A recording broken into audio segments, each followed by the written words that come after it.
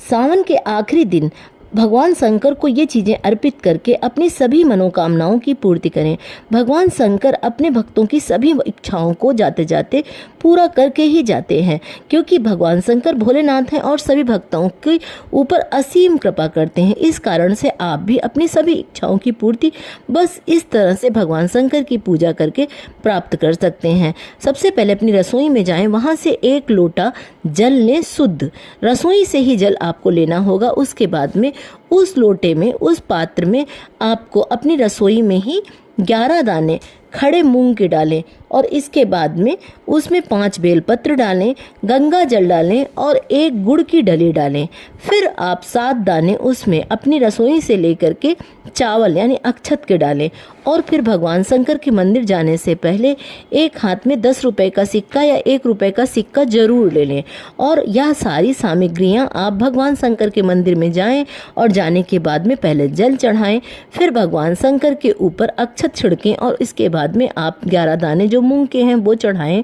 बेलपत्र चढ़ाएं, समी पत्र चढ़ाएं और गंगा जल जरूर चढ़ाएं। इसके बाद में अगर आपको मिल जाता है तो गाय का शुद्ध दूध जो है वो चढ़ाएं और फिर इसके बाद में साफ जल से भगवान शंकर का रुद्राभिषेक करते हुए शिवलिंग पर सफ़ेद पुष्प या फिर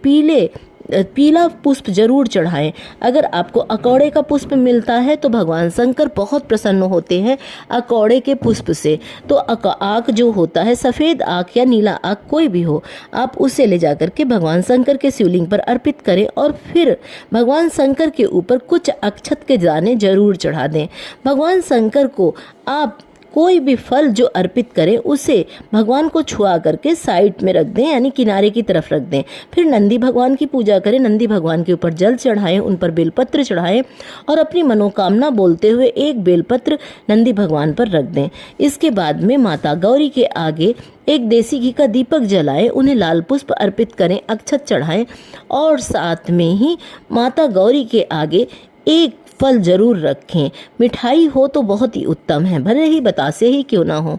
आप भगवान शंकर और शिव परिवार की पूजा करने के बाद में, गणेश भगवान की पूजा करने के बाद में 1 आटे का दीपक जलाएं और आटे के दीपक में थोड़े से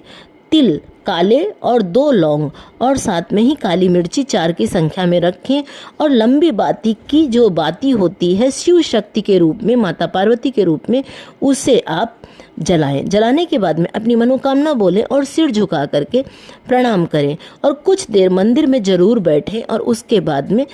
भगवान शंकर को यह कह करके उस मंदिर से निकलें कि भगवान शंकर, आप मेरी सभी मनोकामनाओं की पूर्ति की है और इसी तरीके से अपनी कृपा मेरे ऊपर बनाए रखना। और भगवान शंकर को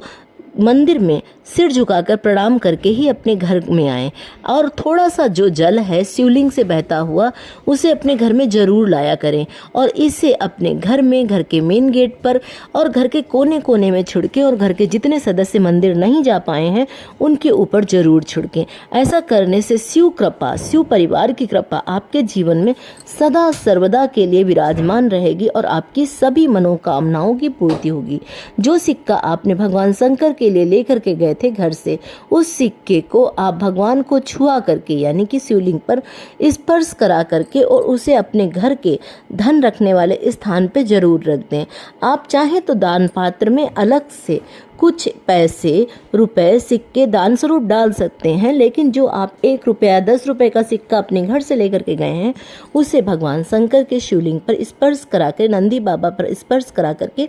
उसे अपने साथ जरूर ले आए और उसे अपने धन के खजाने पर जिस जगह पर भी रुपया पैसा रखते हैं उस जगह पर रखें। आप देखेंगे कि आपके धन के भंडारे जो हैं भोलेनाथ की कृपा से हर दिन बढ़ते ही जाएंगे और आपको कुबेर के समान धन, यश, कीर्ति और साथ में ही निरोगी काया मिलेगी, क्योंकि भगवान भोलेनाथ अपने भक्तों की हर दिन सुनते हैं लेकिन जाते जाते उनके भंडारे भर करके जाते हैं। इसलिए कमेंट्स में हर हर महादेव जरूर लिखें।